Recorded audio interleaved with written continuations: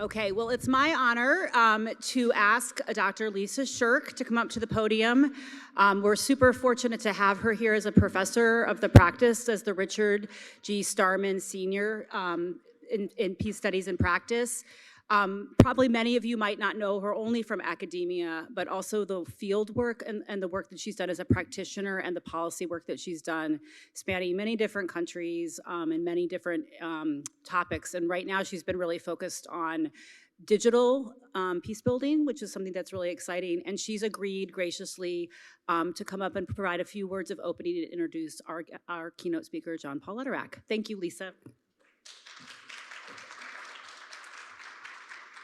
Good morning, everyone. Good morning to those of you who were here last night, and we welcomed you already, and to those who are just joining us this morning.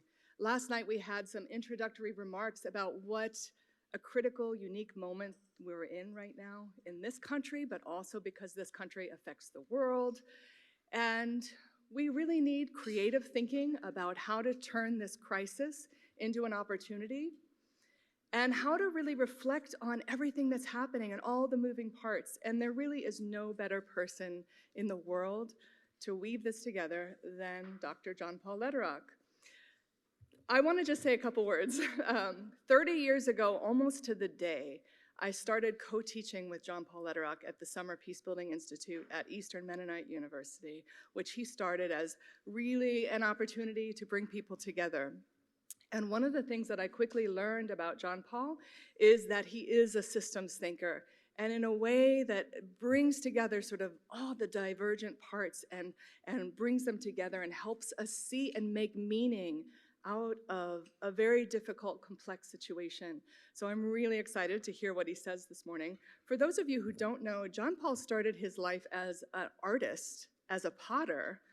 And I have often thought of how similar a peace process is to like pulling up the sides of a pot. If those of you who know what the process of throwing a pot is, it's this fragile process of pulling up the walls of the clay, and any moment it can go splat and go everywhere. But that's what we're tasked to do here this week, and we're so honored to have you, John Paul. Please come forward, and thank you so much.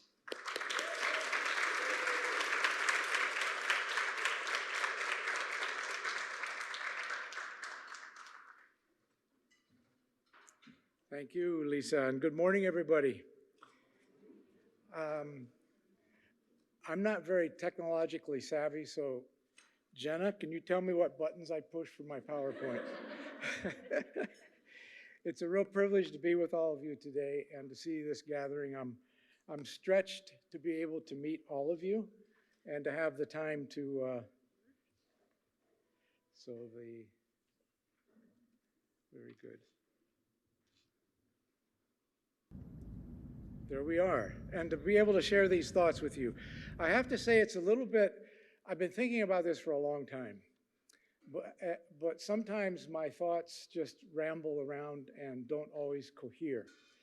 And I believe that I may have placed too much into one talk. So if when we get toward the end, I peter out and I'll leave it in your good hands to pick up where it is that we've gotten to. But I did want to talk with reference to this notion of a half century, a 50-year arc. It is both personal and professional for reasons that I'll try to explain as we go along. And it's not easy to think in centuries or in half centuries, but I think this particular moment requires us to do that. It asks us to take on what I have often understood and learned, particularly from my deep and long-lasting indigenous friends, that we are connected to this earth, but we do not own the earth, that the ancestors lie before us, and that there is a long journey that we're a part of. So this is what I'm trying to get to. Wrong button. This is a photo from just outside the home where we live in Colorado. We live in the mountains. And when you live in the mountains and you do your walking in the morning and the evening, you can't always tell whether it's sunrise or sunset. So for example, here, Are we facing the dusk or the dawn of peace processes and of peace building? So I'm going to forward my answer. Yes. Yes. We are facing both, I think, the conclusion of some significant things that have happened, and certainly the opening of new challenges. Those challenges actually look a lot like what we have seen before, which is what I'll try to come back to. So, once upon a time, two stories. Two very small stories that I would like to come back to and reference in the course of this. The first story I told to a few of you about 2 weeks ago who work with the Peace Accord matrix in Colombia. As most of you know, and I'm sure across these tables, all of you, either personally or with close friendships, have had people that are facing the downturn of the economy, of investment in peace building, the release of many of your colleagues, and the chaos of trying to figure out how you make your next steps. And that was kind of the case in point that we had. And one of the things I've been reflecting on was my own journey of moments of great despair. So one of those came to me that I shared, and it was in my first real engagement with a high-level peace process in the 1980s in Nicaragua, when during the course of more than 3, almost 4 years, a small team of us had worked endlessly to bring together representatives of the Mosquito opposition and the Sandinista government. Literally 3 days before the meetings were supposed to begin at a formal table, the chief negotiator for the Sandinistas, over an argument of where the delegations would first meet, decided to call off the entire negotiations. So now you're facing 3, almost 4 years of work collapsing in one conversation. I was with Andy Shogreen, Reverend Andy Shogreen, the superintendent of the Moravian Church, of Mosquito, indigenous, and African, Caribbean background. And we drove in his Toyota truck to his home, and he went out and said, I'm going to change the oil in my motor. But I was this young, nervous, wanting to go back and make things happen that could put this all back together again the way it should be. So while he was changing the oil, I would go out and back from the house to his truck, and every time I would go, I would try to convince him that we had to go back and talk to the comandante, that we could not let this moment pass, that we could not let all this work be destroyed. And finally, at one point, he looked at me and he said, you know the difference between us down here and you up there? Now that of course, is a very friendly reference of us indigenous folks, us from Nicaragua, and you, Gringolandia, you from the north, right? The difference between us is that you have the watch, but we have the time. You have the watch, but we have the time. There's so much embedded in a small little note about land, about connection, about relationships, about patience, about understanding a context that I, in my early years, did not fully understand. Okay, story number 2, once upon a time, 15 years later, Washington, D.C., a major meeting almost of this size, except in the room what we had were military people, diplomats from around the world, INGO leaders, and local community leaders, and peace builders.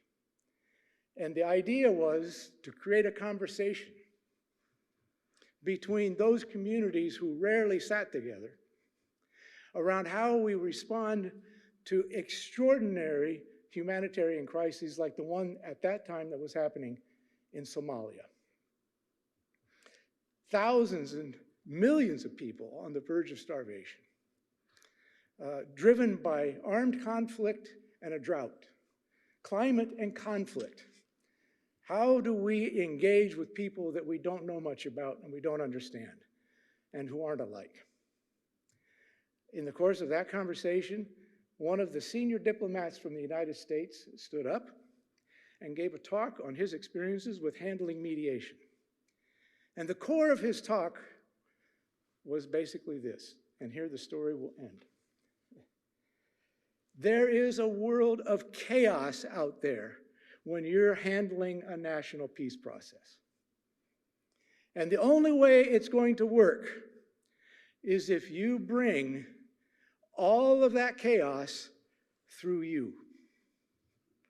You have to provide some form of control that rounds it all up and brings it down into one place and one point of control, or it will go out of control. And he referred to this as mediation is like a funnel. I'll come back to an image so those of you that don't know the word funnel can actually see it. I'm going to stop my story there. I will come back to it in a minute, but I can tell you, sitting in that audience that day, listening to that talk that was given, I could feel inside myself this nagging uncertainty that all of my experience that I had had across multiple countries, never once did I feel like I was in control of anything. I was the proverbial dog running out to the street, barking at things that had already gone by. And that's not a fun feeling. But it is, I think, the reality. So, this talk has 3 parts.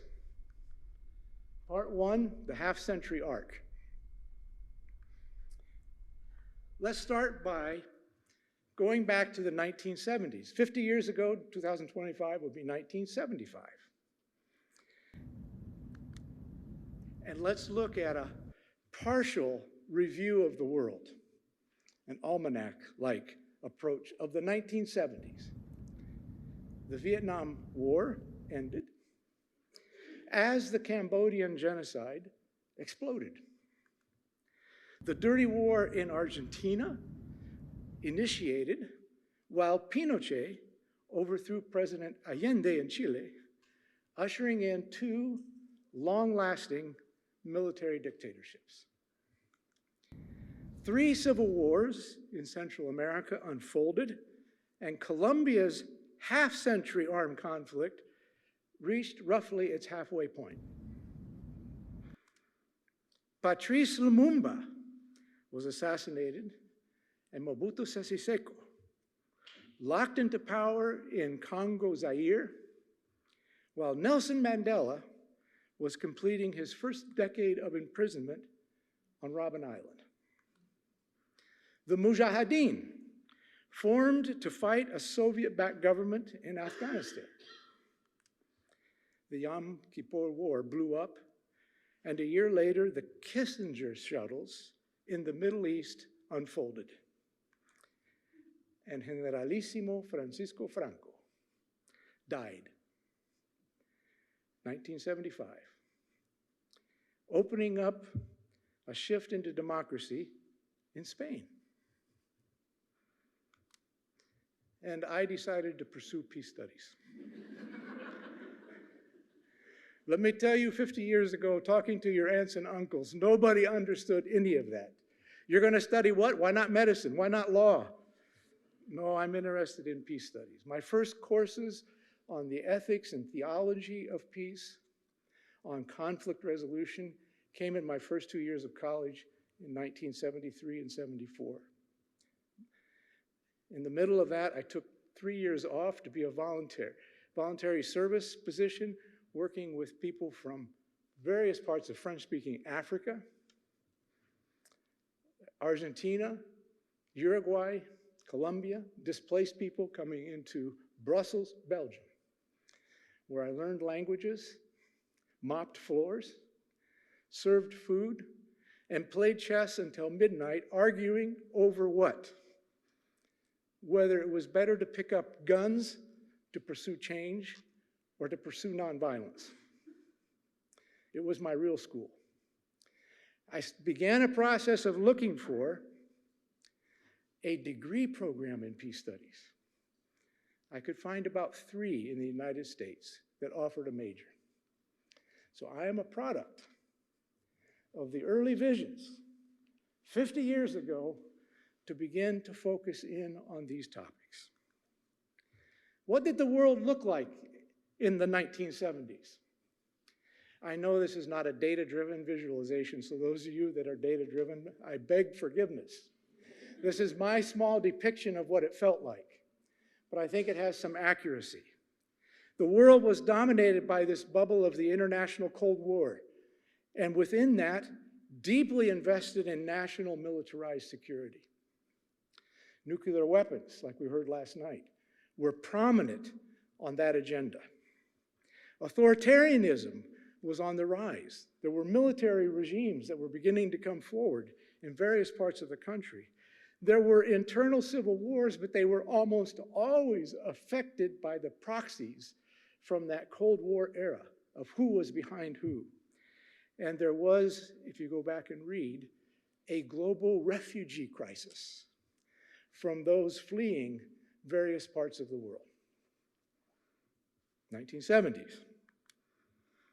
And in the 1970s, we may find, I'm not sure I can scientifically assert that this is totally accurate, but I believe so. We may find the origin of the phrase, the peace process. We use it today as if everybody always used it. It's not the case. So here, for example, a photo. You may recognize a few people. This is 1978. President Carter, seeming somewhat relaxed. Brzezinski, William Quandt, and Harold Sanders, who is actually a fairly close friend for quite a few of us. Aspen Cabin, Camp David, 1978. Now, Harold Sanders writes that when he began, because he served under 6 US presidents as Undersecretary of State, and he was a part of the Kissinger shuttles in the Middle East. And he writes, in 2011, we first started calling those shuttles and what we were doing the negotiating process. We use the word process because our strategy was to build one interim agreement on top of another in a steady march toward peace. And then we began calling what we were doing the peace process. So I speculate that the origin of that word came 50 years ago from those kind of initiatives. Let's segue forward to where the mainstay of the early part of my career was embedded as a practitioner and my adventures. My adventures, I'm actually using this somewhat euphemistically, but there's a very curious difference between English and Spanish. In English, we have the phrase, blessed are the peacemakers. But in Spanish, they say, bienaventurados are those who build peace. And bienaventurados has this metaphoric feel of somebody that's on a journey, somebody that's on an adventure. So these are these are the decades that I had my deep adventures, at times dangerous adventures, in the world of peace building and peace processes. But what did that world look like from the point at which the Soviet Union collapsed forward to approximately 20 years later, 2018? My bubbles change. Again, begging forgiveness, it's not data-driven as a visualization. International wars diminished. There were not like major, except for the Middle East, and there are a few exceptional places where there were direct wars between countries. There still was an overlay of the various regional and superpowers, but there was a huge increase of internal, sometimes what I refer to in my writing as internal and internationalized civil wars, armed conflict between groups who inhabit the same country. Authoritarian military regimes still existed, but they were diminishing. Changes were coming. Latin America is one of the most prominent examples. And certainly in the former Soviet Union and all the satellite countries, there was a whole range of things happening with that regard. And what was the language that we began to hear of humanitarian crisis? It was primarily this connection between displacement, human mobility driven by climate and conflict that was so prominent across. And this is where many of us gained the kinds of things that we do around what we refer to as peace processes and peace building. What about 2018 to today? My bubbles change again. I think there's a sharp rise across the globe, trending toward authoritarianism. We have seen an increase, properly speaking, of international wars. Seems especially prominent in Russia, Ukraine. Some of you are very proximate to that. The Middle East, the recent events around Israel, Gaza, and Palestine, expanding into Yemen, Iran.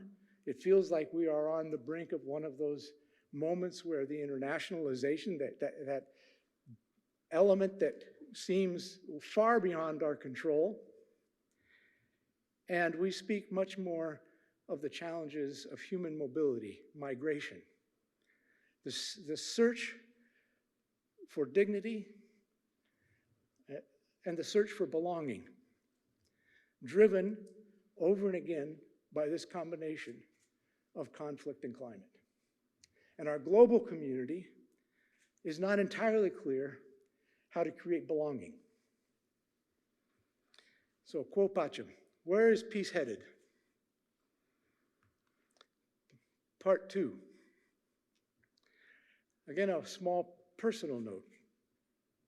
The year 2000, which sits at the exact halfway point between 1975 and 2025, I wrote a very small chapter that was focused on the concept of seeking a just peace. And I suggested in that year, 2025, that there were 3 gaps that I had noticed from the 20 years of experience that I had had in these processes. The first one I referred to as an interdependence gap. Not exclusively, but primarily I was imagining how distant the people that I worked often very closely with in local communities felt from the national processes of negotiation that were going on in their own country. And that distance was a gap that people could not manage and understand how best to fill. I identified what I consider to be a justice gap. I'm going to come back to that because it requires a bit more explanation. And I identified what I called a process structure gap. That's an odd term. It comes from the new sciences. It means when you look at phenomena that are simultaneously very dynamic, like a river, and if you step in the river, it's just going all around you in a big flowing way. And that same phenomena, when you look at it from a mountaintop back down, you can see where it's going, but you don't see any of its dynamic movement. So the scientists would call these phenomena process structures, things that are simultaneously adapting and very fluid and dynamic, but have purpose and direction and structure. And I was trying to figure out, that felt very much like the challenge of peace building, to which I'm now going to turn my attention to these 3 gaps. And I'm going to reframe them each, and I hope to explain it easily, though I recognize this is a lot of stuff, so you may want to come back for further conversation. Gap 1 I'm going to call unbendable interdependence. Unbendable interdependence. And I'm going to go back to my story. The once upon a time stories. We have the time and the funnel vision. So this is a funnel. Now I know that all of you are probably more familiar with the concept of tunnel vision, where you kind of have a singular goal in mind and you're carving a tunnel through a mountain. Funnel vision, I think, captures the essence of what the senior diplomat was explaining. That you have to make sure that all that chaos comes through you. The decisions you make around that are extraordinarily powerful. Who do you get to include and who gets left out? What ways does that make a difference for what you're deciding and for how it will be implemented? Who are you making decisions for? Well, these were the deep questions that I had inside my soul, I suppose, as I heard this description that did not seem familiar to me. And I think, I'm proposing here, all of this is open for debate, by the way, so please feel free to push back on any of it you don't agree with. But I think funnel vision is the quest for control over that which is permanently elusive. The effort to control things that ultimately cannot be controlled. And that creates a lot of crazy making. So, this was more the reality that I lived with. You know from my writing that I'm a big fan of spiders and spider webs. From Nepal especially, they will give you long lectures about the Makura and the Makura groups, the ways that spider groups move among communities, stitching conversation and permitting things to emerge, circulating. And I think this is what I was experiencing in Nicaragua in the 1980s. Web upon web upon web. I was a part of a national process that also went local. And when you went local with national leaders and you sat with a community for 3 or 4 days, every time you left every community, you could feel like there was 1,000 more things to do just in that community. That they were involved in peace process, but they were involved where it met their daily life. And it was affecting them. And it seemed different than what we were doing in that 5-star hotel around tables that had nice white, tablecloths. And I came to the conclusion that a thing called a peace process actually does not exist. Because it cannot exist in singular in any location. I'm certain that when you saw the topic for this week, peace processes, what you had in mind was this will be an opportunity to compare Colombia with Nepal, with Mindanao, so that you have that process and this process, and you're looking at processes across the whole. I'm making a case that I have never been in a situation inside one place that at the same time there have not been multiple processes happening. It is always peace processes. And here's the hint. It's webs the whole way down. And we call this complexity. So, what do we make of complexity? I'm going to simplify it to the best of my ability. My experience in practitioner adventures is that complexity is multiple actors, multiple levels, multiple locations, interacting directly or indirectly, simultaneously, at the same time. So, multiplicity plus interactivity plus simultaneity equals complexity. Here's the hard reality. That means interdependence. That means interdependence. And interdependence does not bend to singular control, even if you're elected president of the United States. I think the most significant 2 sentences that I ever read about peace building and research came from a big, wide overview of all of the databases about 20-some years ago in the Human Security Report written by Andrew Mack, who is now no longer with us. And these 2 sentences, just so you have them settle in for a minute.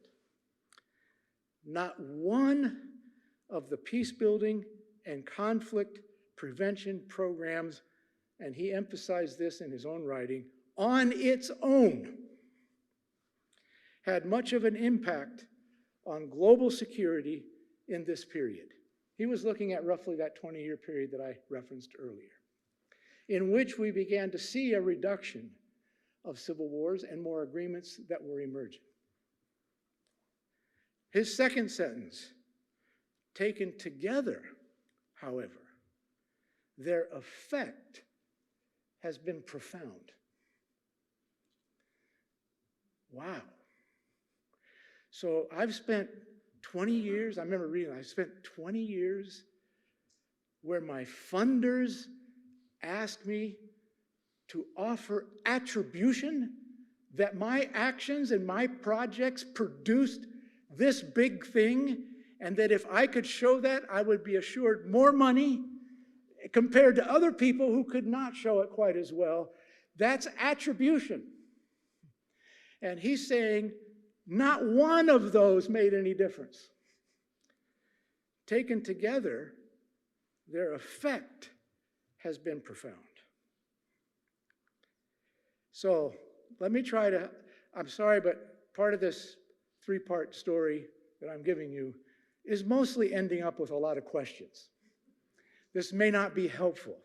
But on the other hand, I have found that sometimes it takes a whole lifetime to get to good questions. So I'm trying to get to better questions. All right?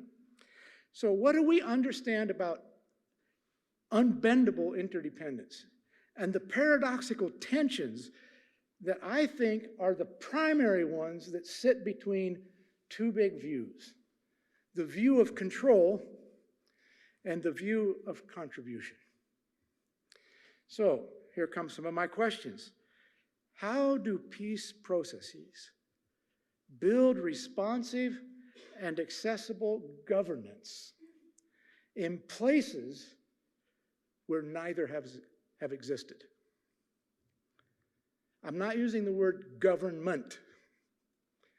I'm talking about the ability of a collective to offer services for the well-being of their collective whole. How are they responsive and accessible in places where that has never existed? How do we navigate between what I consider to be, after all these years, the enormous fragility of representation?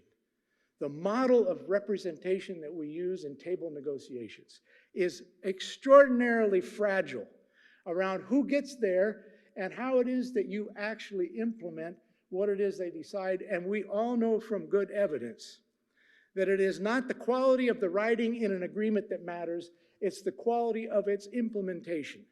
But when thousands of people, if not millions, have no idea how they are a part of this, it becomes very fragile to depend and put everything in the basket of representation. So how do we navigate between the fragility of representation and what I consider to be the unattainability of absolutely full participation? Wow, okay, that's a hard one. I'll just keep going because that's the way they come. This one for me has been from the 1970s forward. Sometimes the greatest energy for change is not coming from those of us that are hosting dialogue groups and engagements at national negotiations. They're coming from the push that rises from civil society that says, we can't take it anymore. And 95% that push is not choosing armed conflict. It's one of the big difficulties is that the most significant movements that actually created the conditions for deep change came from nonviolent civilian resistance movements. But how do we integrate the energy of that pull, that push, with the strategies of engaging the other? Because too often these movements are also based on sharing a common enemy. And they're seeking to end something they don't like, but they have little or no clear vision together of what it is they want to build. And by virtue of that, that energy creates something that does not have sustainability. And this has been, I think, among another of the big tensions that we have. Gap number two, What I call the justice gap, I'm going to refer to here as the arc of dignity. And I'm going to explain how I arrived at the phrase the justice gap. So bear with me. Technology and Jenna have helped me enormously because I could not do this on my own. I'm kind of an old school. If I was in a classroom, I'd rather have a big whiteboard or a blackboard and just draw you things. And those became doodles, as you know. So we know from our background in the studies that we do that there are multiple forms of violence, that we're dealing with violences. But we don't always bring in the violences that we're concerned with into the equations of how we understand the process of change and the process of success in this field of peace building, and in particular with peace processes. So we can compare violences across a time frame of time evolving, and the first violence goes back to Johann Galtung's famous understanding was the idea of direct violence, which quite often, in fact, at the U.S. Institute of Peace, they even embedded it on a wall, I think, there, is kind of like this bell curve of how violence rises and how it lasts quite a while, and then it comes to a moment of agreements and it begins to come down. This bell curve of all the roles and activities that people could have as conflict evolves. What I found is that very rarely do we put in a line that we might refer to as structural violence. I don't know if this is accurate, but here's my way of putting it in. The structural violence is about people not feeling they have access to things that make a difference in their lives. They're worried about food. You know, in Central America in the 90s, I always heard it as the 3 T's. Techo, tortilla, y trabajo. The roof, a house to live. Tortilla is food. And trabajo is dignity of work, access to land, a place to belong, a place to make a living. That often captured for me what structural violence meant, when people felt that those things were no longer even present in their lives, right? So this structural violence in so many of our settings exists at a fairly high level. People feel deep grievance about being left out, about not being cared for, about not having a place to belong, about not having access to the basics of dignity in their life. And there comes a point at which, you know, violence becomes an option for pursuing that. That change, nobody listens. So how do we make them listen? Well, other people are picking up guns. We better pick up guns too, or they won't listen. So now you have this rise of direct violence that begins to emerge, and once it comes up over, it lasts a long time. In one book, I tried to lay out just the time frames. I mean, where does a 50-year war sit here? What are two separate times in Liberia that they lasted over a decade? You know, these are very significant choices that are made, and they last and they impact a long time. When they come, it doesn't mean that structural violence goes down. In fact, probably my picture doesn't capture that structural violence goes up. People are displaced. They can't work. Roads are destroyed. They have less food. That's why we have human mobility.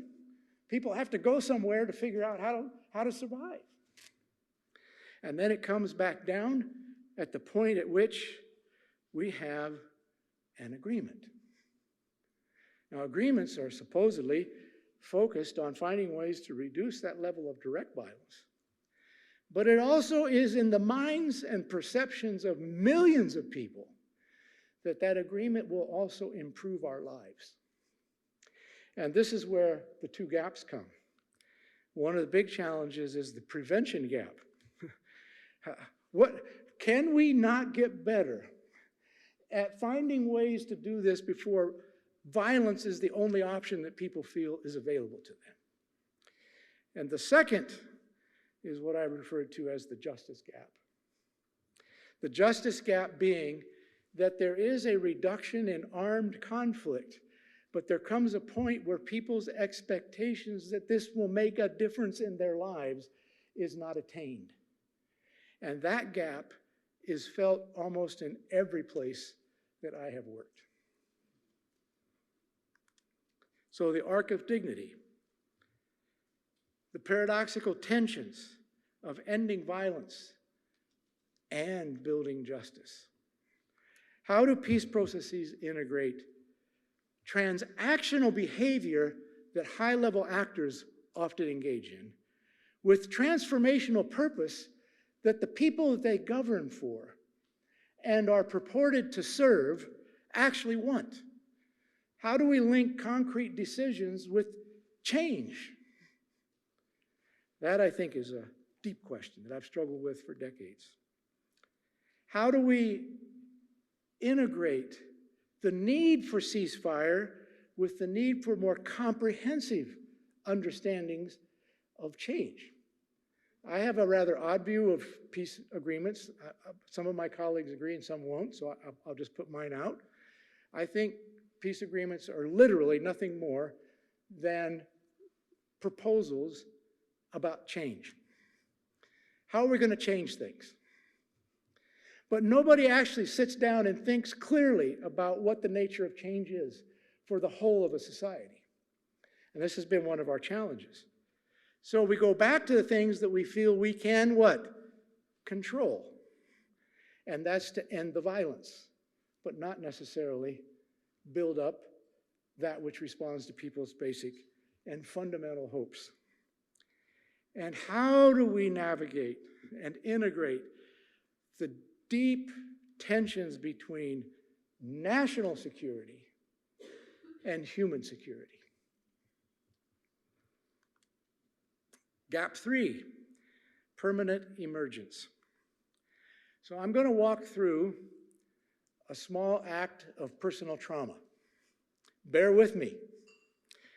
I have learned that there are 3 myths everywhere where I have wandered in my adventures in contexts of armed conflict and civil wars. Here is myth number 1. When we get past this crisis, we will get back to the real work.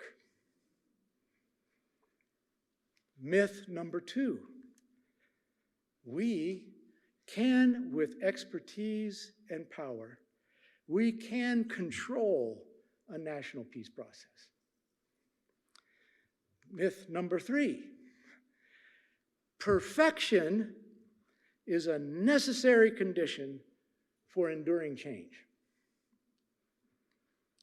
Now the trauma. Myths always lead to kind of a vocational pause. I don't know if you know the idea of a vocational pause. So it's when you're in the middle of a conversation and somebody asks you what you do. And the first thing you look at is who's talking to you. So if it's a diplomat, you say one thing. If it's your aunt, you say something different. Because you got to figure out how to navigate the impossible to explain, right? So, and what happens in your head is that for a moment you stop and you're looking for the right word to explain the unexplainable. That's a vocational pause. At a deeper level, what it means is that there comes a point in all of our lives where we question whether what we're doing matters. And is it worth it? And is it adding up to anything?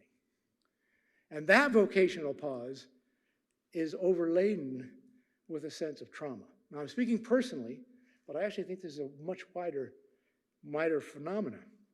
So, here's the way I experience it.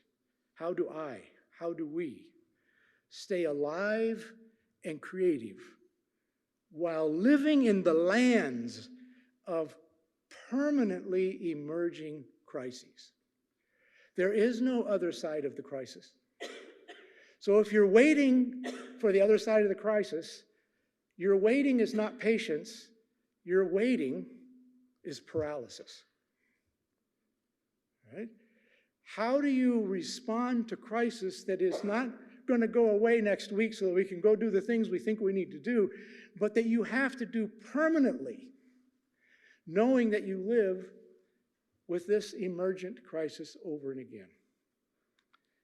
How do we stay whole and accountable while living in the lands of intergenerational suffering and trauma? Intergenerational suffering and trauma. And how do we keep a clear moral compass while living in the lands of ceaseless imperfection? I probably struggle with this one more than any. Ceaseless imperfection. It's not attainable. The perfect process is not attainable. Those of us typically that don't have access to a process, we sit back and we criticize it endlessly about all the defaults that it has, all the problems that it has. And if you just listen to us, it would be perfect. Well, guess what? It's not going to be the case. Because we live where? We live in the lands of ceaseless imperfection. It's just not going to be. So how do we navigate that? Permanent emergence. What are the paradoxical tensions? So how do peace processes face and hold time and complexity? Once upon a time, my little stories. How do we face and hold time and complexity, this challenge between sequencing and simultaneity? I think so much of what we've reverted back to in the process of especially national political negotiations is a notion that the perfect sequencing leads to a better conclusion. But we live in a world of simultaneity. So it may well be true that there are buckets of things that have to be done. But while doing them, other things are going to happen. So perfect sequencing is not proven to be an answer. Paralysis due to simultaneity is not an answer. How do we hold this space between these tensions? How do we face and hold the past and the future? These long histories of unrightable wrongs. Let me reuse that phrase. I've had colleagues that have used it for decades, but I think it's powerful. That we have to face the history of unrightable wrongs. There's no way to go back and undo it all. So it's unrightable. How do we face the history of unrightable wrongs and the imaginaries, the imagination that will be needed to recreate the social contract? This very fabric that protects belonging, rights, and responsibilities. And how do we pursue the complexity of collective purpose without centralized control? And it is to that latter that I want to come back in my part 3. So which path? Where are we headed? Let me start by a return to 1975 and these bubbles. And then let me place right alongside of it 50 years later. Okay? There is a sense for me that we are close now to where we were when I first started. I don't consider it by any means a failure. I consider it reality. That is that in the context of 1975, there were trends toward authoritarianism. There was a deep investment in national security. There was an overarching way in which people thought that safety would come by greater protection. Today, 2025, there is a return toward authoritarianism. There has been an enormous reduction of funding into human security and peacebuilding. There is a reinvestment into militarization. There is a nationalization of protecting us against them. There are still internal wars. And we have the extraordinary migration climate question that affects the entire globe. So, a note of hope. We have been here before. There's no need for despair. We have been here before. We have learned our way of how to navigate the challenges that sit before us. So I'm going to make an appeal, and I apologize for my language, which I have tried to put in a form that I'll explain in a minute. What is the gap for the 21st century? Okay, here it is. I think we need grown-ass peace building. Sorry for that, I guess the English would say French. But actually, my 3 signs have meaning. Grown at. How many times have you paid attention just for a moment of what happens when you type in an address and it takes you to at something.com? That little at sign, that little A with the circle going around and around, is actually transporting you to another domain, to a place where other people live, to conversations that those people are having, to ways that those people see the world, to resources that they have. So one way to understand this is grown at peace building, which is that we will be required to think better, more collectively across domains. The second little sign is the and sign. And I think too much of both our field and beyond is driven by an either-or mindset, especially when we come to contexts of hard decisions. How do we begin to truly understand the power of the word and? I have my view, and I know that there are other ways of seeing this. How does that interact? How do we keep at the front that collective purpose doesn't happen with or? It happens by the hard work of engagement. I think those are actually the lessons of that 20-year period, even though the nature of our processes may need to change. The final one is that dollar sign. And I'm coming to you with no good answers. But it is a challenge when you suddenly realize that there is a very significant downturn of funding available for the most important work that needs to be done. And how do we move in a world of greater scarcity, but perhaps greater innovation?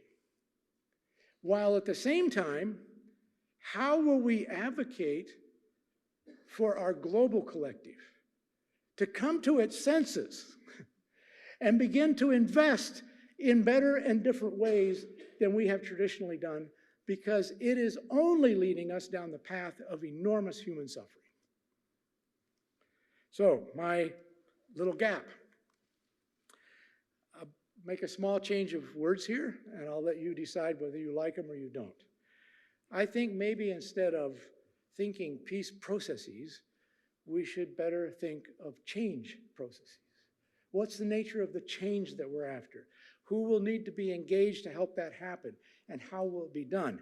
And I want to make a case for a creative and generative set of platforms that have 2 qualities, and there are probably more, but the 2 that most stand out for me are an ability to be resilient, to bounce back over and again to purpose, even though the conditions change that don't permit what we originally had in mind to happen.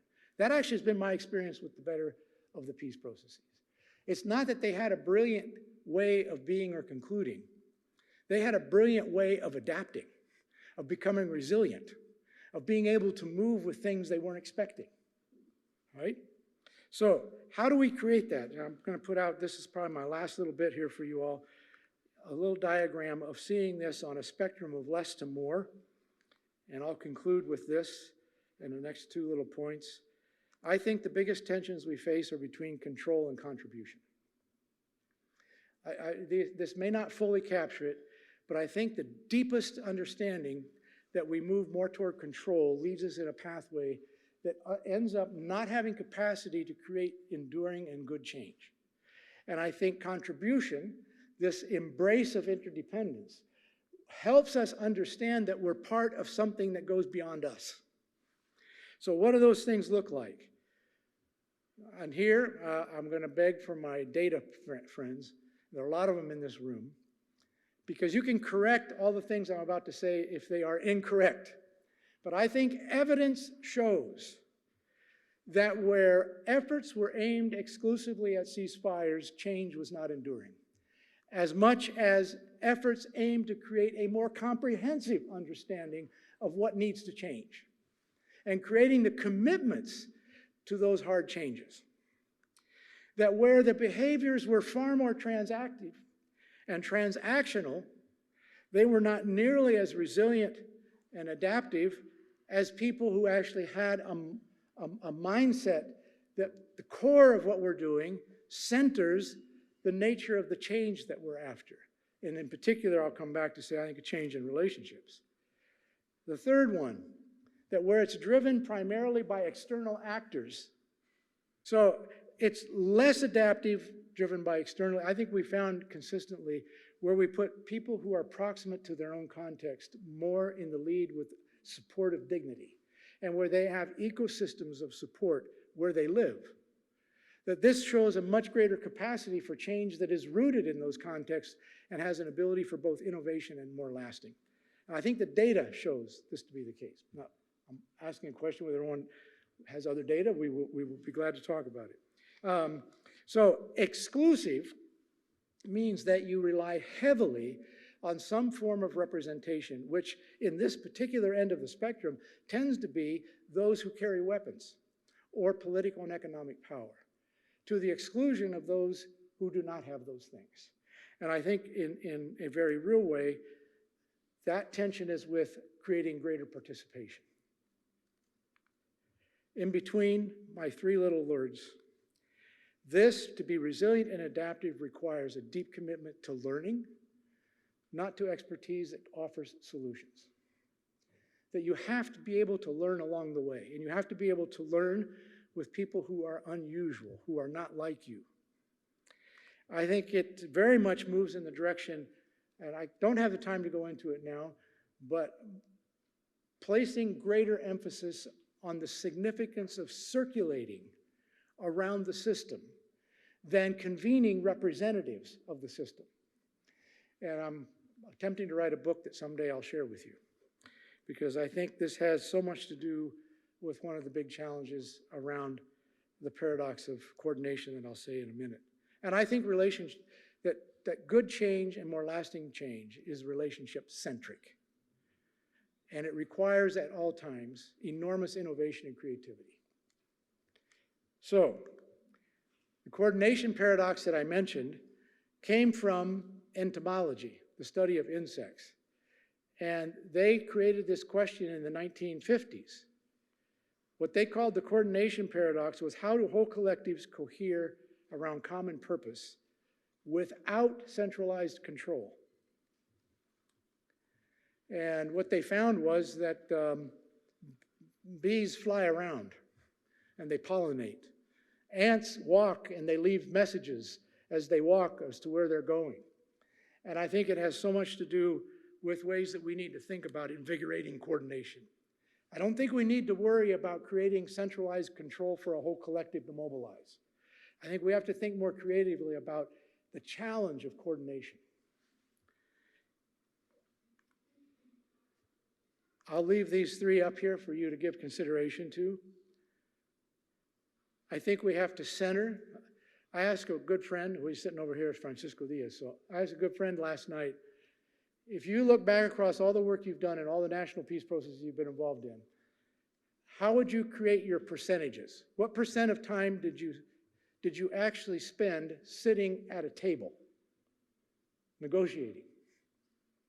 And what percentage of time did you spend moving around before and after? And I had my figure, and I asked his figure. He said 80-20. I say 90-10. 90% of my time, I think, was expended moving around in 1,000 conversations. Maybe less than 10% actually at formal negotiations. So why is it that we put that table at the center of everything and not the capacity to create permanent circulation? And what models would those take in our modern day and age? Which I think the @ sign is one of the challenges, because information moves quickly, but it's not always good. So how do we move in this world in those forms? And the final one there is the stitching of nonviolent social movements and peace building, which I think remains one of our biggest challenges. Investment. I'll just leave you the slide emblematic from here in the United States. Very challenging moment for us.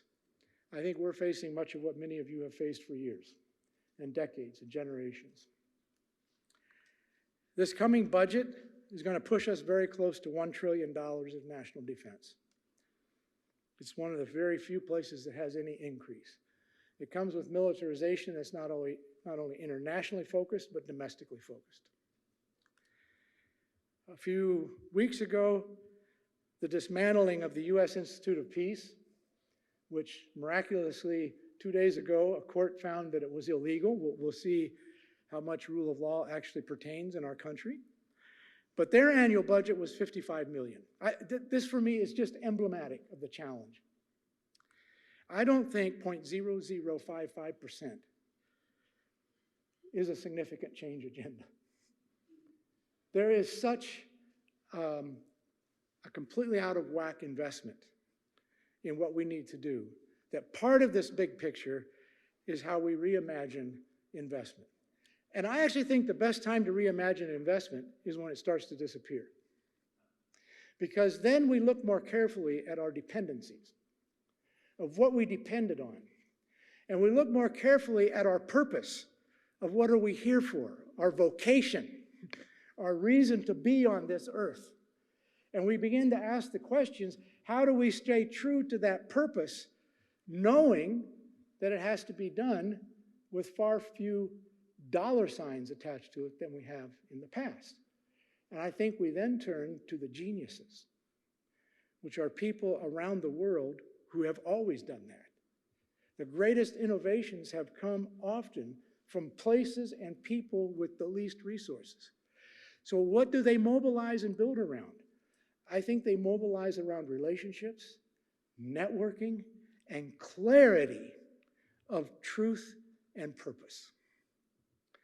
And those, I think, are not calculable in a dollar sign. Though I personally think we have to figure out a way to redo this mess, because this is going to affect the whole world for a long time to come if we continue to invest the vast majority of our resources into national defense.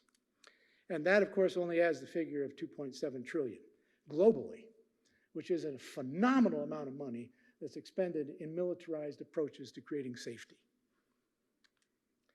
I'm back to my little sunset or sun or dawn. Are we facing dusk or dawn? Emphatically, yes.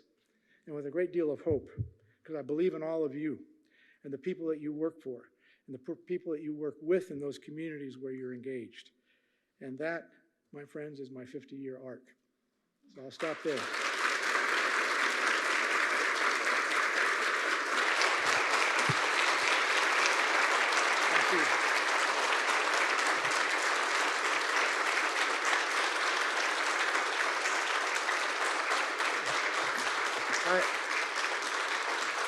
Thank you. I think we're going to have a few. Do you have, Erin, Yeah. so what's the next step here? So I thank you so much for that wonderful talk and just a great way to get us started for the next few days. We have a little bit of time for some questions, if you're okay with that. Yeah. And I think the way we'd like to do it is we'd like to take a couple at a time and then give you an opportunity to answer them. We need to be finished here about 5 to 11 because the next session starts at 11:15. So we want to start with questions? Could I have a glass of water? You absolutely. Yeah. Oh, thank you, Janet.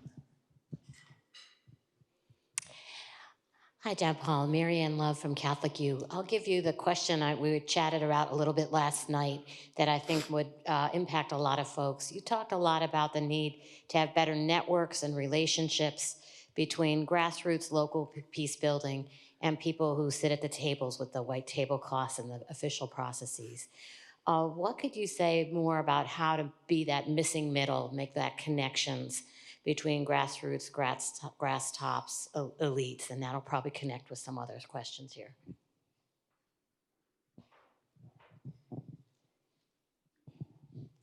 Thank you. Thank you so much for that inspiring talk.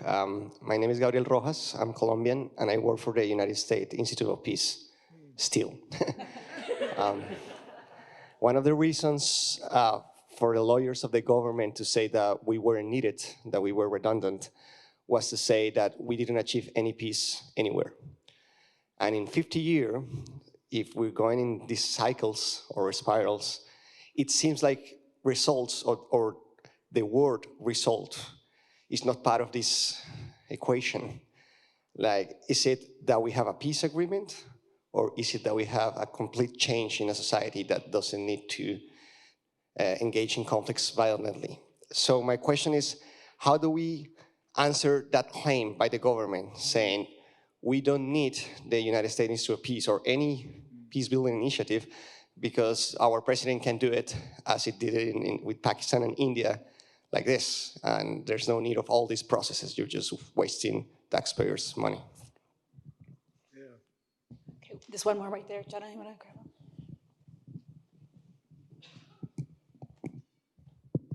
one? Hi, John Paul. My name's Austin Hedrick. I work with the American Friends Service Committee. A lot of my work is around U.S.-North Korea relations, which, as I'm sure many people in this room know, is one of the longest ongoing wars that the U.S. has been a part of, over 70 years.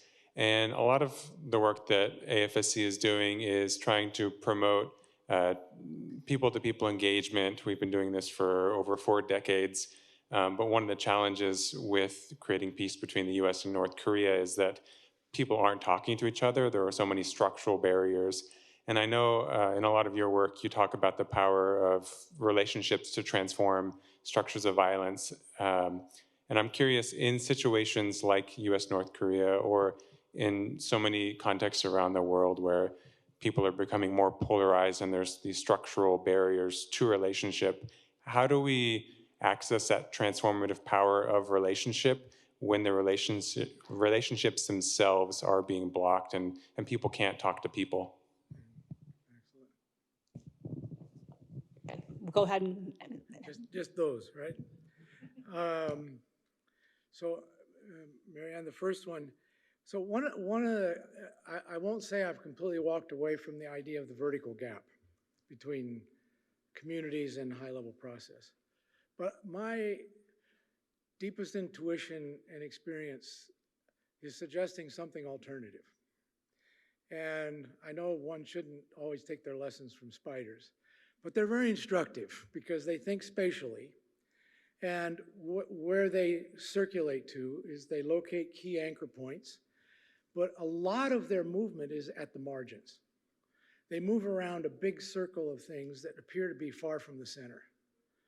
And I actually think that there is an underestimated power of working less in the direction of trying to directly influence something that already is under somebody's control, and creating the kinds of conversations across spaces, domains, deep differences.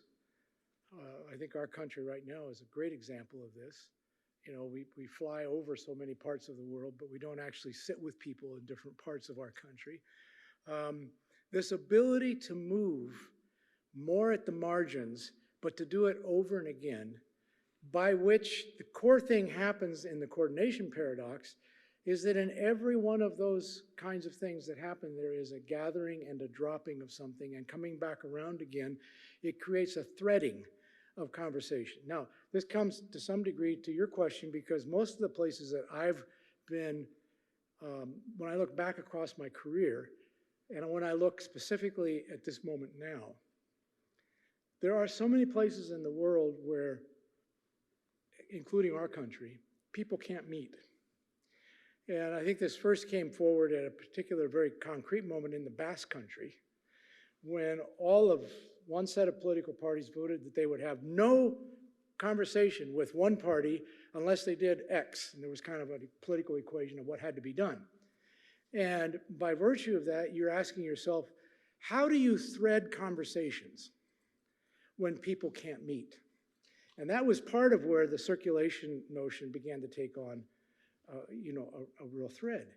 And I think the things I've learned over the years, the first question you always ask is, who's already moving? Who may not be fully noticed that's already moving in this place? So I go back to, say, Liberia during the Civil Wars. Who was moving? Well, oddly, it was people who had mobile clinics, because whether you're a commander in rebellion or a government, you need health clinics for where people live. So people that were moving were not peace builders. They were unusual sets of people that happened to be, for a variety of reasons, stitching certain kinds of relationships. And I think this Both of these things for me is what's really significant. I think we I don't know if we can do confessionals here in open public, but I think one of the confessions I would have is I think we've overemphasized the idea that we will influence a national negotiation to the detriment of creating that web of continuous conversations that makes the actual change possible. And that I think is where I would probably lean. I do, obviously, with reference to your question, there is a very significant role and capacity for finding people who are, if you will, interlocutors and translators between different realities within a given location. We usually think about that horizontally, you know, one ethnic group to another ethnic, one religion to another religion. But it also is true with everyday people. People who live in different parts of a country who are not in conversation with people from their own place. And that's, I think, what we're experiencing right here, right now.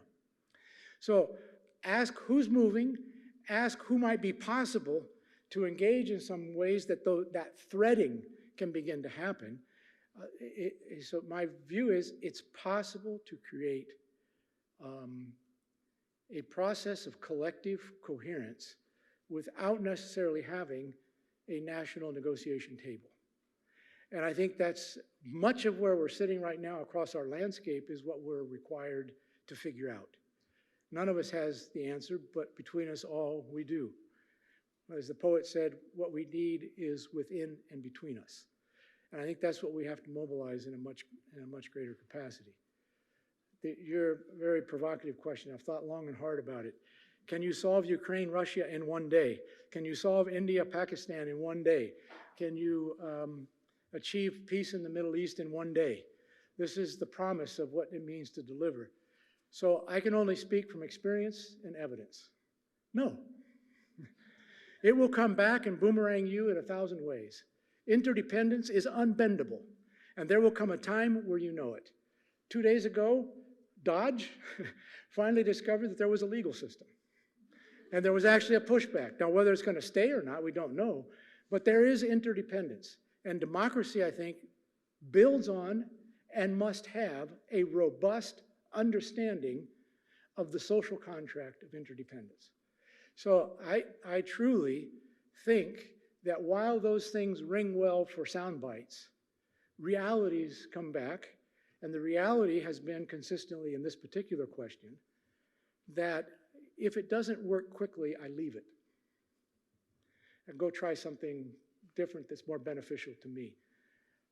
And I think the core question would be that it's a total misconception that somehow a single institute or a single place will produce peace in places where it has been long-lasting. But we can see the contribution, yours included, of how progress is made in the direction of human dignity.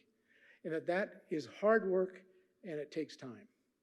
As they say in Indonesia, the ox is slow, but the earth is patient.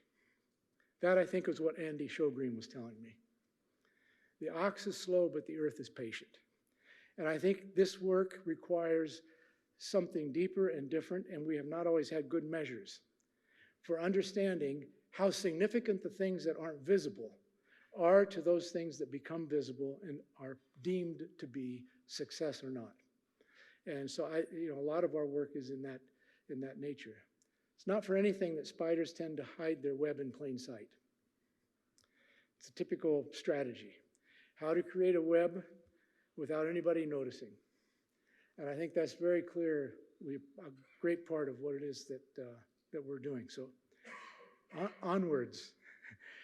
I think that you're onto good things, but I just don't personally believe that that is even remotely close to a legitimate critique of a particular institute.